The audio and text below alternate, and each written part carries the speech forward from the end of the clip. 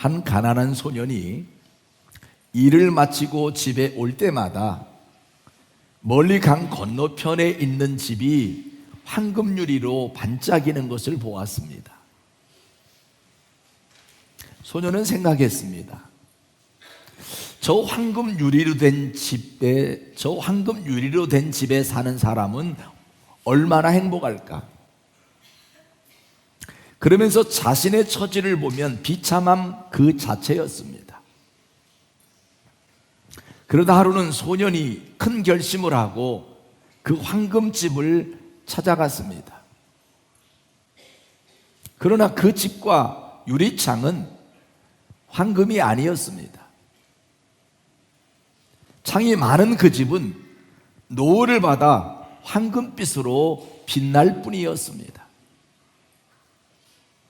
소년이 허무한 확인을 하고 멀리 있는 자신의 집을 보았는데 자신의 집도 노을빛을 받아 황금빛으로 번쩍이고 있었습니다. 이 글은 파랑새를 찾아서라는 책에 나온 글입니다. 자신과 남을 비교하지 말라는 이야기입니다. 저 사람은 행복하겠다라고 생각되는 사람도 막상 그 사람의 삶의 내막을 들여다보면 또 다른 아픔이 있다는 것을 알게 됩니다. 자세히 들여다보면 어느 가정할 것 없이 모두 아픔이 있다는 겁니다. 그 아픔을 지혜롭게 견뎌낼 에너지가 필요한 것입니다. 그 에너지는 믿음과 인내입니다. 요즘 봄이라 곳곳마다 아름다운 꽃이 만발하고 싱그러운 새순이 돋아나서 온 산천이 아름답습니다. 그러나 그렇게 싱그러운 새순도 가을이 되면 단풍으로 물이 듭니다. 저는 요즘 느끼는 것이 단풍이 아름답게 물들여졌을 때가 어쩌면 꽃보다 더 아름답다는 것을 느낍니다. 중요한 것은 단풍이 아름다운 색으로 곱게 물들여졌을 때입니다. 그런데 잘 물들지 않는 나무에 가보면 무엇인가 문제가 있습니다. 나무가 병이 들었거나 자연과의 조화에 문제가 있을 때 그 나무는 단풍도 들지 못하고 추한 모습으로 서 있게 됩니다. 나무 한 그루도 자기 관리를 잘할 때 아름답게 물이 듭니다. 하물며 사람은 더욱 그렇습니다. 관리를 잘하는 사람이 아름다운 건 당연합니다. 과거에는 수명이 50세 정도 되었습니다. 물론 아주 더 오래 전에는 더 짧았습니다. 그러다 보니 환갑 때까지 사는 사람이 얼마 없었습니다. 그래서 장수했다고 환갑잔치를 했습니다. 그런데 요즘은 어떻습니까? 고령화 시대가 되다 보니 인생은 60부터라고 말할 정도로 황혼이 아니라 황금기라고 생각합니다. 70세 나이에 의술의 힘을 빌려 50대처럼 하고 다닙니다. 그게 요즘 세상입니다. 그래서 우리나라의 황혼 이혼이 엄청나게 늘어난 것입니다. 전에는 이제 얼마나 더 산다고 생각하면서 참고 살았지만 이제는 황금기라고 생각하고 이제라도 자기 인생을 찾아야겠다고 참지 않고 황혼 이혼을 하는 추세입니다. 생각하면 황혼이란 매우 아름다운 것입니다. 대낮의 해는 그저 환하게 밝기만 하지만 황혼의 해는 자신을 다 태우고 마지막까지 천지를 황홀하고 아름답게 물들입니다. 그야말로 전성기 때 이루지 못했던 최고의 보람과 영광을 누리는 것입니다.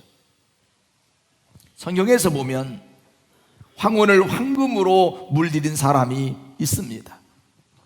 오늘 본문 말씀에 나오는 입다라는 사사가 바로 황혼을 황금빛으로 물들인 사람 중에 한 명입니다. 다시 말하면 아름다운 노년을 살다간 대표적인 인물입니다. 여러분도 아름다운 황혼을 살았으면 좋겠습니다. 저는 오늘 가정의 달을 맞이하여 우리 예종교회 부모님들이 과연 어떤 삶을 통해 인생을 황금빛으로 물들일 수 있는지 입다의 삶을 살펴보며 은혜 받기를 원합니다. 첫째로, 인생을 황금빛으로 물들일 사람은 나의 남은 여생을 주어진 사명을 위해 사는 사람입니다. 한번 따라합시다. 사명을 위해 살자. 1절로 3절 말씀을 함께 읽어보겠습니다. 읽으십시다. 길르앗 사람 입다는 큰 용사였으니 기생이 길르앗에게서 낳은 아들이었고 길르앗의 아내도 그의 아들들을 낳았더라. 그 아내의 아들들이 자라매 입다를 쫓아내며 그에게 이르되 너는 다른 여인의 자식이니 우리 아버지의 집에서 기업을 잊지 못하리라 한지라. 이에 입다가 그의 형제들을 피하여 돕당에 거주하며 잡류가 그에게로 모여와서 그와 함께 출입하였더라고 기록하고 있습니다. 본문에 있는 그대로 입다는 출생부터 불행하게 태어났습니다.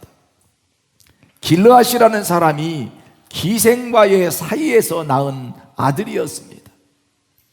첩의 자식이었죠. 그러다 보니 본처가 낳은 아들들에게 쫓겨났습니다. 쫓겨난 이유가 너는 다른 여인의 자식이니 우리 아버지의 기업을 잊지 못하리라는 이유에서였습니다. 아버지의 유산을 줄 수 없다는 것이 그 이유였습니다. 입다는 그때부터 가족과의 관계가 끊어지고 동네 잡류들과 함께 생활했습니다. 다시 말하면 동네 건달들을 몰고 다니면서 젊은 날을 보냈습니다. 그런데 그런 입다에게 인생 말년에 뜻밖의 일이 일어났습니다. 그 내용이 4절로 8절에 기록되어 있는데 함께 읽어보기 원합니다. 읽으십시다. 얼마 후에 암몬 자손이 이스라엘을 치려하니라. 암몬 자손이 이스라엘을 치려할 때에 길르앗 장로들이 입다를 데려오려고 돕당에 가서 입다에게 이르되 우리가 암몬 자손과 싸우려 하니 당신은 와서 우리의 장관이 되라 하니 입다가 길르앗 장로들에게 이르되 너희가 전에 나를 미워하여 내 아버지 집에서 쫓아내지 아니하였느냐? 이제 너희가 환난을 당하였다고 어찌하여 내게 왔느냐 하니라. 그러므로 길르앗 장로들이 입다에게 이르되 이제 우리가 당신을 찾아온 것은 우리와 함께 가서 암몬 자손과 싸우게 하려 함이니 그리하면 당신이 우리 길르앗 모든 주민의 머리가 되리라 하매라고 기록했습니다.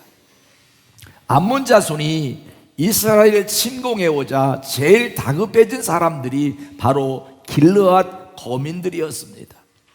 왜냐하면 지리적으로 길르앗 지역이 암몬과 가장 가까운 곳에 위치하고 있었기 때문입니다. 길르앗 장로들이 대책을 마련하기 위해 모였지만 길르앗 족속 중에서 군사적 리더가 될 만한 사람을 찾지 못했습니다. 그러다 보니 입다를 찾아온 것입니다. 속담에 양지가 음지되고 음지가 양지된다는 말이 있습니다. 한번 따라해 봐요. 양지가 음지되고 음지가 양지된다. 요즘도 세상이 바뀌어서 과거 천대받던 사람이 득세하고 기득권자들이 공경을 당하듯이 과거에도 그랬습니다. 과거 우리나라도 문인 시대에는 무인이 천대받다가 전쟁이 나면 문인은 소외되고 무인이 대접받던 시절이 있었습니다. 전쟁 나니까 공부 많이 한 사람이 필요하잖아요. 그때는 전쟁에 능한 자가 필요해요. 지금 길르앗의 상황이 바로 그런 상황이었습니다. 평소에는 잡류들의 우두머리라고 격려를 했었지만 막상 전쟁이 나니까 군대 장관을 세울 만한 인물이 없었습니다. 다시 말하면 암몬 자손과의 전쟁에서 승리로 이끌 수 있는 사람이 입다만한 인물이 없었습니다. 자신의 과거를 생각하면서 입다가 그들에게 한마디 했습니다. 너희들이 옛날에는 나를 기생의 아들이라고 쫓아낼 때는 언제고 이제 와서 내게 도와달라고 하느냐라고 말했습니다. 다급해진 길르앗 장로 사람들로서는 입다에게 사정할 수밖에 없었습니다. 그래서 입다는 그들에게 약속을 받고 군대 장관으로 취임을 하게 되었습니다. 9절로 11절 말씀을 함께 읽어보겠습니다. 자, 읽으십시다. 입다가 길르앗 장로들에게 이르되 너희가 나를 데리고 고향으로 돌아가서 암몬 자손과 싸우게 할 때에 만일 여호와께서 그들을 내게 넘겨주시면 내가 과연 너희의 머리가 되겠느냐 하니 길르앗 장로들이 입다에게 이르되 여호와는 우리 사이의 증인이시니 당신의 말대로 우리가 그렇게 행하리이다 하니라. 이에 입다가 길르앗 장로들과 함께 가니 백성이 그를 자기들의 머리와 장관을 삼은지라. 입다가 미스바에서 자기의 말을 다 여호와 앞에 아뢰니라고 했습니다. 길르앗 장로들의 약속대로 입다는 암몬 자손과의 전쟁에서 대승을 거두었고 이스라엘의 사사가 되었습니다. 그리고 사사가 된 지 6년 만에 죽었는데 길르앗에 있는 그의 성읍에 장사되었다고 사사기 12장 7절이 기록하고 있습니다. 다시 말하면 입다는 자신의 인생이 거의 마지막 끝나가는 그 끝자락 그 시점에 마지막 그 시점에 최고의 전성기를 누리게 되었던 것이 옳습니다. 여러분도 내 인생이 이렇게 끝나는 거 아닌가 싶은 생각이 들어도 하나님께서 남은 마지막 인생을 꽃 피우며 가장 아름답게 물들이게 하면서 살 수 있는 축복을 주시기를 원합니다. 젊어서는 그야말로 잡류들과 어울리면서 살았지만 말년에 복을 받아서 자기 생애 최고의 명예와 지위를 회복했습니다. 그 이유가 바로 자기에게 주어진 사명을 붙잡았기 때문입니다. 따라합시다. 사명을 붙잡자. 자기에게 주어진 사명을 붙잡고 그 사명에 최선을 다하여 충성했을 때 그의 삶은 아름답게 빛나는 황혼이 되었다는 겁니다. 황금기가 되었다는 거예요. 오늘날 우리 사회는 고령화 문제로 심각한 현실에 처하고 있습니다. 반면에 젊은 층은 욜로족이라고 해서 자기 인생만 즐기다가 죽으리라고 생각합니다. 개인적으로는 그런 인생이 즐거운지 모르겠지만 이렇게 자기 행복만을 추구하고 자기 행복만을 고집하면서 자기 행복만이 가장 우선된다고 거기에만 집중해 사는 사람만 있으면 나라는 멸망하는 것입니다. 극단적 이기주의이기 때문에 그렇습니다. 물질이 세상을 지배하는 세상이 되다 보니까 나라에 충성하는 충과 부모에게 효도하는 효라는 단어가 사라지고 있습니다. 효도도 돈이 하는 세상이 되어버렸습니다. 여러분 부모도 돈이 없으면 짐으로 생각하는 희한한 세상이 되어버렸습니다. 사실 효에 대해서는 성경에서 가장 중요시 해왔습니다.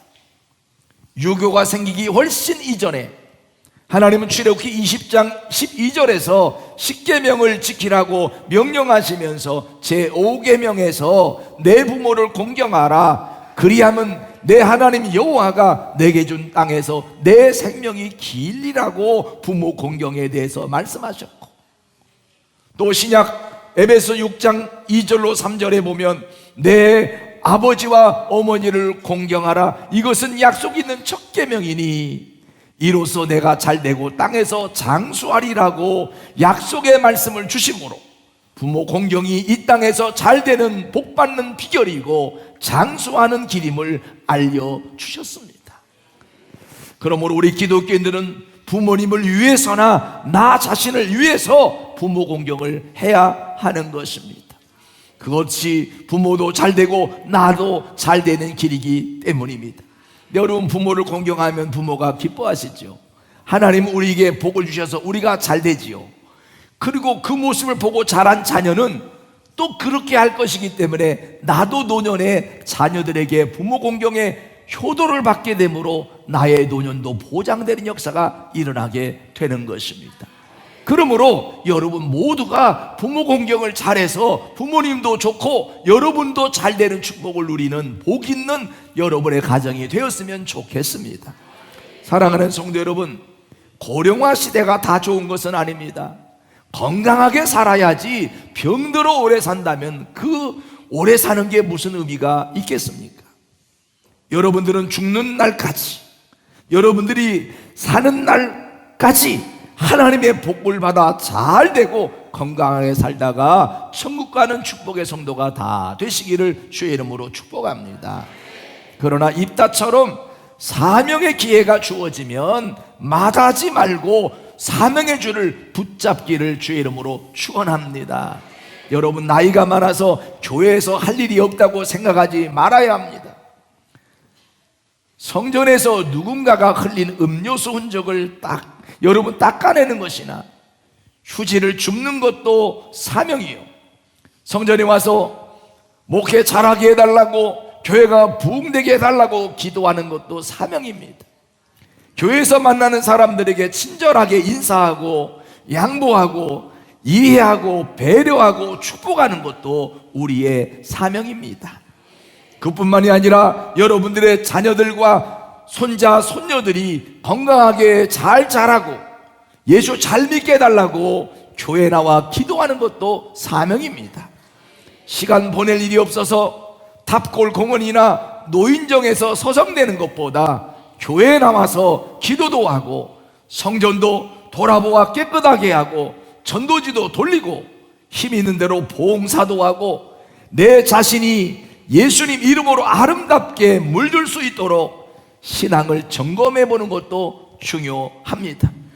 나이 먹었다고 소외감 갖지 말고 하나님께서 나를 통해 받으시고자 하는 것이 무엇인지를 생각하면서 황혼을 아름답게 물들일 수 있는 부모님들이 되시기를 주의 이름으로 축원합니다. 여러분, 은퇴하셨으면 할 일이 없어서 무엇을 하고 지내야 되나 싶거들랑 나한테 물어봐요. 내가 다 일일이 줄 테니까. 갈 데 없어가지고 이산저산 방황하지 말고, 할렐루야. 안 늙어서 그러나 아멘을 안 하네. 어? 할렐루야. 두 번째 생각하고자 하는 것은 인생을 황금빛으로 물들일 사람은 후손에게 영적인 신앙의 유산을 남겨주는 사람입니다. 똑같은 나라를 다스리는 왕이었다 할지라도 그 왕의 치적이 자손들에게 본이 되어야 후세에도 영웅이 될 수 있습니다. 그리고 그 자손들이 당당하게 살아가게 됩니다. 죄송합니다, 이 말을 해서. 과거 이완용이라는 사람은 나라 팔아먹은 사람으로 낙인이 찍히다 보니 그 자손들이 숨어 살았습니다. 그러나 손양원 목사님이나 주기철 목사님 같은 사람은 오늘날 우리들에게 신앙의 귀감이 되다 보니 그 자손들이 아버지 이름을 당당히 내세우고 아버지를 자랑스러워합니다. 그렇기 때문에 살아생전에 부모의 업적은 자손들에게 너무나 중요한 것입니다. 지금도 툭하면 친일파라고 해서 느닷없이 후손들이 피해를 보는 사람들이 있습니다. 부모들이 후손을 위해 잘 살아야 합니다. 자식에게 돈을 물려주는 것보다 하나님을 바로 믿고 섬기는 신앙의 본을 보여서 영적 유산을 남겨주는 부모가 되어야 합니다. 자랑스러운 부모가 되는 게 중요하다 이 말입니다. 입다가 군대 장관이 되어 암몬왕에게 사자를 보냈습니다. 사자를 보내서 한 말이 가만히 있는 우리나라를 왜 쳐들어왔느냐라고 물었습니다. 그러자 암몬왕이 하는 말이 이스라엘이 출애굽할 때 아론에서부터 시작해서 약복과 요단까지 이르는 우리 땅을 빼앗았는데 그것을 돌려받으러 왔다는 것이었습니다. 역사적으로 옛날 이스라엘 백성이 출애굽하여 40년 광야 행군을 통과하여 가나안 땅에 입성할 때에 길르앗 남부 지방의 그 땅을 실제로 점령하기는 점령했었습니다. 암몬 왕은 몇백 년 전에 있었던 그 일을 문제 삼으면서 이스라엘에게 시비를 걸어왔던 것입니다. 그러나 암몬 왕에게 입다가 그 땅을 돌려줄 수 없다는 대답을 한 내용이 21절로 26절에 자세히 기록되어 있습니다.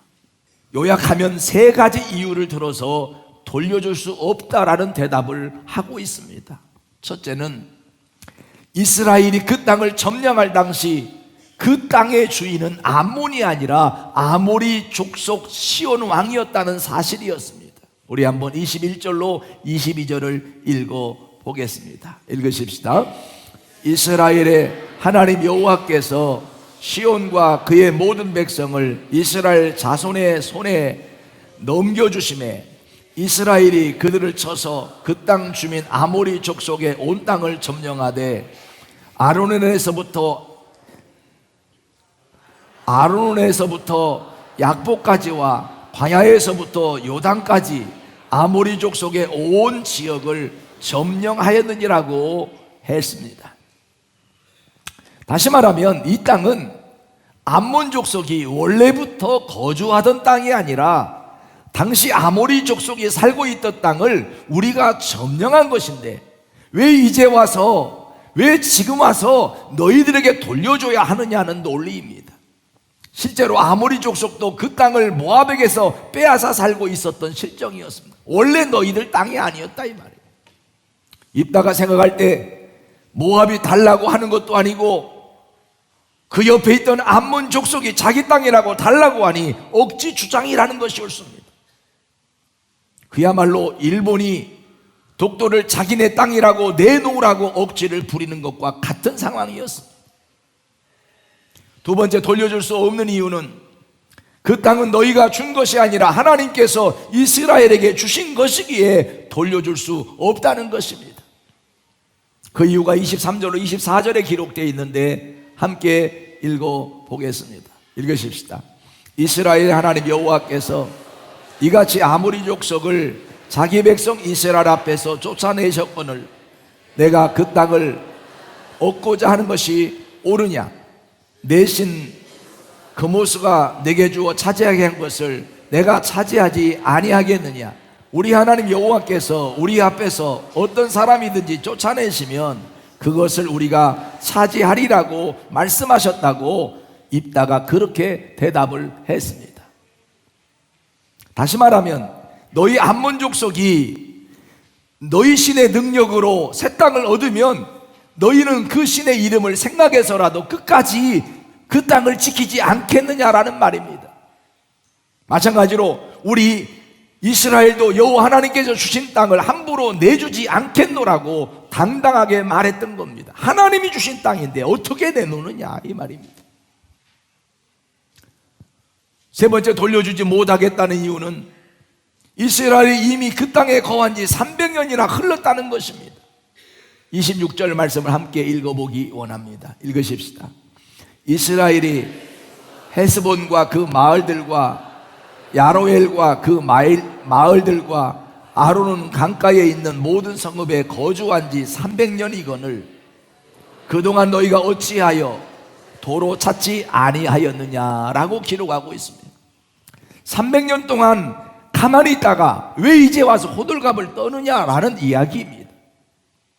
이미 우리 조상들이 수백 년을 살아왔고 우리 자손들에게 물려준 땅인데 왜 니들이 난리냐고 당당히 맞섰습니다.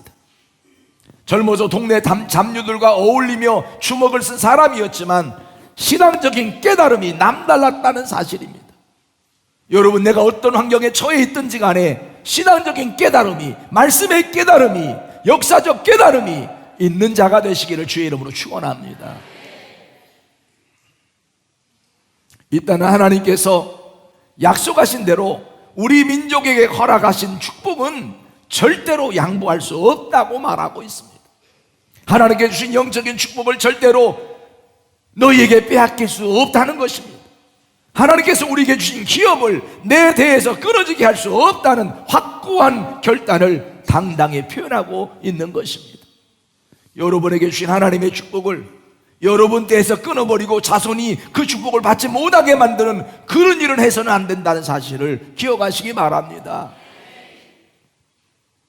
임금이 자기 정권에서 나라를 빼앗기면 자자손손 창패를 당하는 것은 역사를 보아서도 우리는 잘 알고 있습니다. 입다는 내 후손들이 축복의 유산을 그대로 물려받을 수 있도록 자신의 마지막 생애를 불태운 것이었습니다. 사랑하는 성도 여러분, 우리의 종교 부모님들은 부모 세대들이 하나님께서 기뻐하시고 인정하셔서 축복을 내려주시는 신앙의 아름다운 전통을 후손들에게 잘 넘겨주기를 주의 이름으로 소원합니다. 그리하여 인생을 완주하는 영적인 신앙의 유산을 꼭 남겨주는 소중한 부모님들이 되시기를 다시 한번 주의 이름으로 축원합니다. 옆에 분 쳐다보고 한번 이렇게 인사하며 복을 빌어봐요. 소중한 유산을 물려줍시다. 소중한 유산을 물려줍시다. 돈 조금 더 물려주고 잘했다 하지 마세요. 돈 조금 더 물려줬다고 내가 자랑스러운 부모라고 생각하지 말라 이 말이에요. 신앙의 아름다운 유산을 물려주는 것을 기뻐하고 자랑스럽게 여기는 부모가 되어야 한다는 거예요.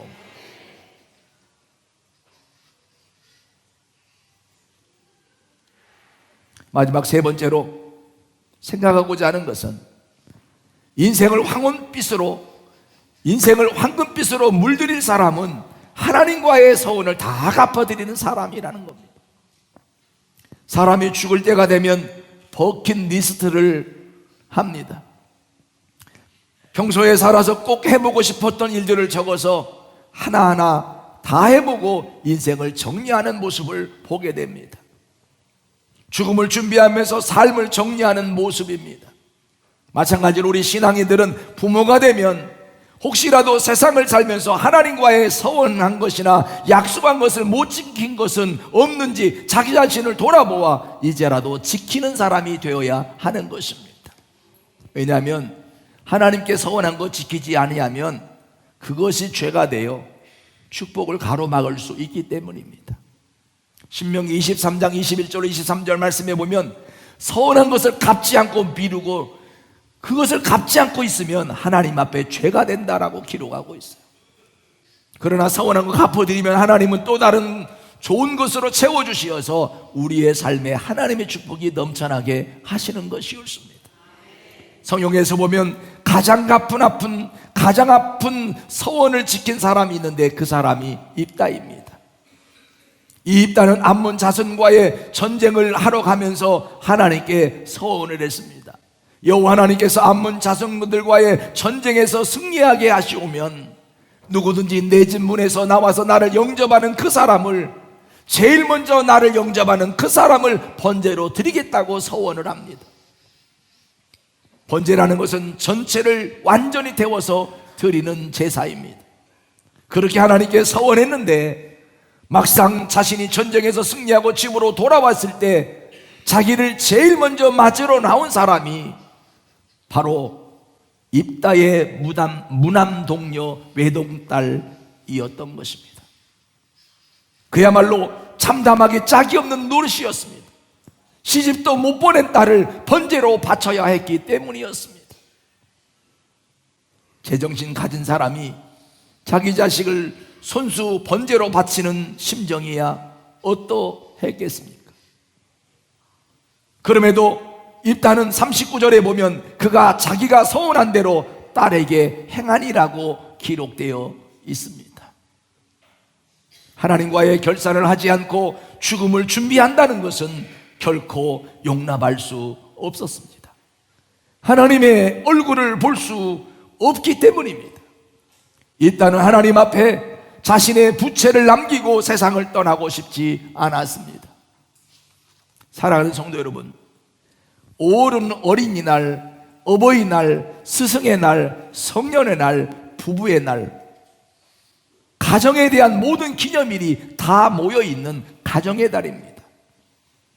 자녀는 마땅히 부모에게 효도해야 할 것이요, 아버지와 어머니는 자녀를 신앙 안에서 주의 교훈과 훈계로 지혜롭게 잘 양육해야 할 것이요, 부부는 서로 사랑하고 존중하면서 가정의 행복을 위해 함께 설교해야 할 주역들이지만, 중요한 것은 신앙으로 하나가 되고 화목하고 행복해야 한다는 것입니다. 신앙인의 부부가 행복하지 않다면 어느 가정이 행복해야 되겠습니까?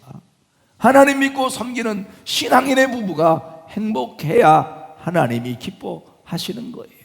그러려면 사랑하고 존중하며 살고 서로 이해하고 화목하며 여러분 사는 그런 부부가 되어야 할 줄로 압니다. 그래야 살다가 문제가 생길 때 같은 공식을 대입할 수 있고 합일점을 찾을 수 있습니다. 그렇기 때문에 문제 자체를 다르게, 그렇지 않으면 문제 자체를 다르게 해석하기 때문에 더 복잡해집니다. 가정에는 사랑이 바탕이 된 수고하는 희생이 있어야 하고, 하나님 보시기에 아름다운 든든한 믿음이 있어야 합니다. 그래야 감동이 생기는 것이 옳습니다.